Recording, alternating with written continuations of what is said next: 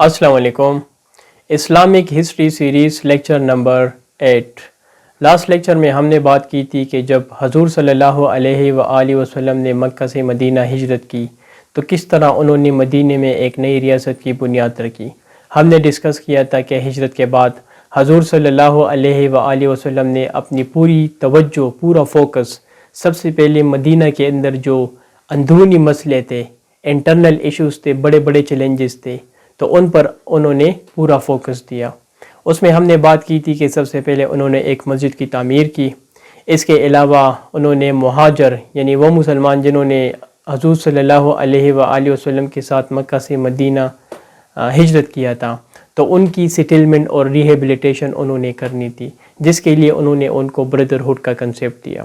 ہم نے بات کی تھی کہ مدینہ کے اندر ڈیفرنٹ ٹرائبس تھے جس میں پولیتھسٹ بھی تھے، سو ان کے ساتھ اچھے تعلقات کے لیے حضور صلی اللہ علیہ وآلہ وسلم نے ان کے ساتھ چارٹر آف مدینہ سائن کی، میثاق مدینہ. اس کے علاوہ جو جوش تھے مدینہ میں تو ان کے ساتھ بھی انہوں نے ایک ٹریٹی سائن کی. اور ان سب چیزوں کے بعد حضور صلی اللہ علیہ وآلہ وسلم مدینہ میں انڈسپیوٹڈ اور ایبسولوٹ رولر بن چکے تھے.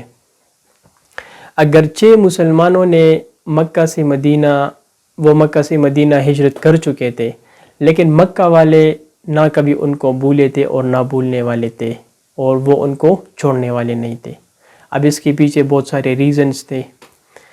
سب سے جو پہلا ریزن ہے وہ یہ ہے کہ مکہ والوں کے اندر مسلمانوں کے لیے ایک ذاتی نفرت تھی، اور اس نفرت کی وجہ یہ تھی کہ مسلمانوں نے اور حضور صلی اللہ علیہ وآلہ وسلم نے مکہ والوں کے مذہب، باپ دادا کے مذہب کو یعنی کہ بت پرستی کو للکارا تھا، چیلنج کیا تھا مکہ میں. تو ان کے اندر مذہب کی وجہ سے ایک نفرت تھی مسلمانوں کے لیے اور حضور صلی اللہ علیہ وآلہ وسلم کے لیے، جس کی وجہ سے وہ ان کو چھوڑنے والے نہیں تھے.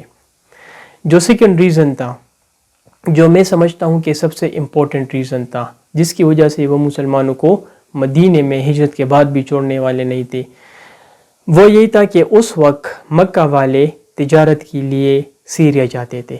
سیریا جسے اس ٹائم شام کا علاقہ کہا جاتا تھا، جو کہ رومن امپائر کا ایک پروونس تھا، بائزنٹائن امپائر کا پروونس تھا، اور کافی رچ پروونس تھا ان ٹرم آف ٹریڈنگ. مکہ والے وہاں پر کوئی خاص ایگریکلچر نہیں تھا، کوئی خاص انڈسٹریز وغیرہ نہیں تھی. وہاں پر کھجور کے درخت تھے اور کچھ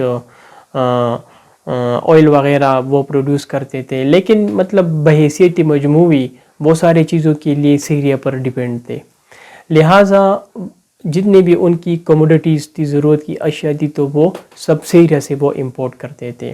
تو ہر 2 3 4 5 مہینے بعد یا جتنے مہینے بعد بھی ان کی چیزیں ختم ہوتی تھی، تو وہ ایک بڑے قافلے کی شکل میں وہ سیریا جاتے تھے اور وہاں سے چیزیں امپورٹ کرتے تھے. اب اس ٹائم اگر آپ مکہ سے سیریا جاتے تھے تو آپ کو مدینہ سے گزر کر جانا ہوتا تھا، لہٰذا مدینہ بیچ میں تھی. اور ان کی جو وہ ورڈ تھے تو وہ یہ تھے کہ مدینہ میں مسلمان ہجرت کر چکے تھے، اور وہاں پر حضور صلی اللہ علیہ وسلم ایبسولوٹ رولر بھی بن چکے تھے، اور وہاں پر مسلمان ایک گروونگ پاور بن رہی تھی.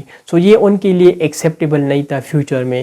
لہٰذا مسلمانوں کا مدینہ میں پاورفل بننا مکہ والوں کے لیے ایکسیپٹیبل نہیں تھا، ان کی تجارت کے لیے ایکسیپٹیبل نہیں تھا، کیونکہ ٹریڈنگ روٹ جو تھا وہ مدینے سے گزر کر جاتا تھا. تو اسی وجہ سے وہ مسلمانوں مطلب ان کے بارے میں کافی وہ پریشان تھے، اور انہوں نے ان کے خلاف کچھ کرنا تھا. سب سے پہلے انہوں نے مدینہ میں ایک شخص تھا عبداللہ ابن ابی، ان کے ساتھ انہوں نے اپنے کانٹیکٹس اسٹیبلش کیے. اب عبداللہ ابن ابی کون ہے؟ عبداللہ ابن ابی کو اسلامک ہسٹری میں ہائپوکریٹ کہا جاتا ہے، یعنی کہ منافق. اب عبداللہ ابن ابی اور حضور صلی اللہ علیہ وسلم کے درمیان ڈسپیوٹ یہ تھی کہ جس طرح میں نے آپ کو پچھلے ایک ویڈیو میں بتایا تھا کہ اوس اور خزرج جو مدینہ کے اندر 2 ٹرائبس تھے، تو ان کے درمیان دشمنی تھی، خون ریزی تھی، اور وہ چھوٹی چھوٹی باتوں پر ایک دوسرے کو قتل کرتے تھے. تو وہ 2 ٹرائبس ایک ایسے شخص کی تلاش میں تھے جن کا تعلق نہ اوس سے ہو نہ خزرج سے ہو، وہ ان کا تعلق باہر سے ہو، اور وہ مدینہ آ کر ان کا رولر بنے اور ان کے جو ڈسپیوٹ ہے، مسائل ہے، ان کو روکے، اور ان کے درمیان جو خون ریزی ہے اس کو روکے. لہٰذا وہ ایک ایسے شخص کی تلاش میں تھے. ہجرت سے پہلے 622 میں مدینہ ہجرت سے پہلے حضور صلی اللہ علیہ وسلم سے پہلے وہ عبداللہ ابن ابی جو تھا وہ ان کا رولر بننے والا تھا، لیکن جب حضور صلی اللہ علیہ وسلم نے ہجرت کی تو انہوں نے عبداللہ ابن ابی کی جگہ حضور صلی اللہ علیہ وسلم کو اپنا لیڈر اپوائنٹ کیا. تو یہ عبداللہ ابن ابی کے لیے ایکسیپٹیبل نہیں تھا، اور وہ حضور صلی اللہ علیہ وسلم کو برداشت نہیں کر رہا تھا مدینے میں اور مسلمانوں کو. تو وہ اس تلاش میں تھا کہ کس طرح ان کو سبوٹاج کی جائے اور کس طرح مسلمانوں کو اور حضور صلی اللہ علیہ وسلم کو کمزور کی جائے. تو اسی وجہ سے مکہ والوں نے عبداللہ ابن ابی کے ساتھ کنٹیکٹ اسٹیبلش کی. جب حضور صلی اللہ علیہ وسلم کو اس کے بارے میں علم ہوا تو وہ عبداللہ ابن ابی اور ان کے جو فالوورز تھے، ان کے جو ساتھ تھے، ان کے پاس گئے اور ان کو سمجھایا کہ آپ ایسا نہ کریں، اگر آپ ان کو سپورٹ کریں گے تو آپ مدینہ کے اندر اپنے لیے ہی ایشوز کریٹ کر لیں گے، کیونکہ ان کا تعلق بھی اوس سے تھا، لہٰذا آپ ایسا نہ کریں. لیکن بظاہر سیمنگلی وہ انہوں نے ان کو اشور کیا کہ ہاں ہم ایسا نہیں کر رہے ہیں اور ہم مسلمانوں کے خلاف نہیں ہے، ایسے کچھ بھی نہیں ہے، رومرز ہے.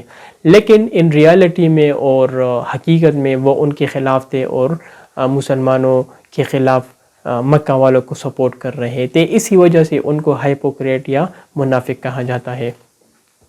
حضور صلی اللہ علیہ وسلم نے مدینہ کے اندر انٹرنل ایشوز پر قابو پانے کے بعد انہوں نے ایسا کیا کہ مدینہ کے ارد گرد جتنے بھی ٹرائبس تھے، قبیلے تھے، ان کے ساتھ مختلف چھوٹے چھوٹے معاہدے کیے تاکہ مدینہ کی جو سیکیورٹی تھی اور مسلمانوں کی سیکیورٹی تھی اس کو میک شور کریں. اسی وجہ سے انہوں نے مدینہ کے ارد گرد جو ڈفرنٹ ٹرائبس تھے تو ان کے ساتھ انہوں نے ٹریٹیز کی. اس کے علاوہ جو ٹریڈنگ روٹس تھا مدینہ کا، جس پر قافلے وغیرہ آتے جاتے تھے، تو ان پر جتنے بھی ٹرائبس تھے ان کے ساتھ بھی حضور صلی اللہ علیہ وسلم نے چھوٹے چھوٹے معاہدے کیے ان ٹرائبس کے ساتھ، اور ان کا سپورٹ انہوں نے اپنے ساتھ لیا. جنگ بدر سے پہلے چھوٹے چھوٹے واقعات ہوئے اور یہ واقعات جو تھے پھر وہ جنگ بدر کی وجہ بنی. یہ واقعات تو زیادہ تر بتائے نہیں جاتے لیکن میں نے یہاں پر لکھے ہیں، اسی وجہ سے میں آپ کو ان کے بارے میں بتانا چاہوں گا. ایک ان میں سے ہے دا سیف البحر مشن. یہ ایک مشن تھا سیف البحر مشن، جس میں ایک چھوٹا سا کاروان تھا، وہ آ رہا تھا قریش کا، اور مسلمانوں نے اس کو روکنا چاہا لیکن وہ جا چکا تھا. دوسرا رابغ مشن تھا. اس کے لیے حضور صلی اللہ علیہ وسلم نے عبید کو ڈسپیچ کیا جس کے ساتھ تقریباً 60 لوگ تھے، لیکن اس کو بھی پھر انہوں نے انٹرسیپٹ نہیں کیا اور وہ نکل چکا تھا. اس کے علاوہ دا خرار مشن تھا، اور یہ بھی ایک چھوٹا سا قافلہ تھا جس کو مسلمانوں نے روکنا چاہا لیکن وہ جا چکا تھا. اس کے علاوہ دا انویژن آف الابوا تھا. پانچواں جو تھا وہ تھا دا انویژن آف بوات، اور چھٹا جو تھا وہ تھا دا انویژن آف صفوان، اور جو لاسٹ انویژن تھا بدر سے پہلے جو امیجیٹ کاز بھی بنا بدر کا، وہ تھا دا انویژن آف عشائرہ. اس میں ایسا تھا کہ حضور صلی اللہ علیہ وسلم کو ایک انفارمیشن ملی کہ 30 اونٹ کے ساتھ قریش کا قافلہ جو ہے وہ سیریا سے مکہ جا رہا ہے. لہٰذا حضور صلی اللہ علیہ وسلم نے ڈیسائیڈ کیا کہ وہ خود جائیں گے اس کے پیچھے. ان کے پاس تقریباً 150 یا 200 کے قریب ہیلپرس تھے، مسلمانس تھے. اور جب حضور صلی اللہ علیہ وسلم اس مقام پر پہنچے تو وہ آلریڈی وہاں سے جا چکے تھے. یہ کچھ چھوٹے موٹے کلیشز ہوئے تھے ان کے درمیان. لہٰذا ان انویژنس کے بعد 7-8 انویژنس اور مشنس کے بعد قریش والوں کو یہ ریئلائز ہوا کہ مسلمان جو ہے وہ واقعی ان کے لیے ایک پاورفل قوت بن چکی ہے. مسلمانوں کو اللہ تعالیٰ کی طرف سے جنگ کی پرمیشن بھی مل چکی تھی. مکہ میں مسلمانوں کی تعداد بھی کم تھی، وہاں پر ان کی ریاست بھی نہیں تھی، لہٰذا وہاں پر اللہ تعالیٰ کی طرف سے ان کو جنگ کی پرمیشن نہیں تھی، یعنی کہ جہاد کا حکم نہیں تھا. مدینہ میں اللہ تعالیٰ نے ان پر جہاد بھی فرض کی، اور اب اللہ تعالیٰ کی طرف سے ان کو یہ حکم جو تھی وہ مل چکی تھی کہ آپ جنگ کر سکتے ہیں. جنگ بدر جو کہ ابھی ہم نیکسٹ ویڈیو میں اس کو ڈسکس کریں گے، آپ دیکھیں گے کہ جنگ بدر وہ اسلام کی تاریخ کا ایک فیصلہ کن معرکہ تھا. اسلام کی تاریخ کا، کیونکہ مسلمان جو کہ بہت کم ٹائم میں وہ ایک نئے مذہب کی انہوں نے پریچنگ سٹارٹ کی، پھر انہوں نے ہجرت کی اور مدینہ جا کر انہوں نے ایک نئی ریاست کی بنیاد رکھی، اور اس کے بعد جنگ بدر جب مسلمانوں نے اس میں فتح حاصل کی تو اس کے بعد پورے جزیرہ نما عرب میں یہ بات پھیل گئی کہ ہاں مدینہ میں مسلمان جو کہ بہت کمزور تھے چند مہینوں پہلے، چند سالوں پہلے، تو وہ ایک پاورفل قوت بن چکی ہے اور ایک پولیٹیکل پاور بن چکی ہے جس کو شکست دینا آسان نہیں۔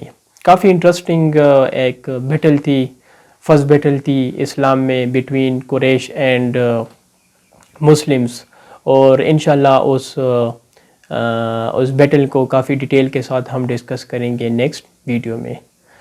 Tell then take care of yourself, thank you very much.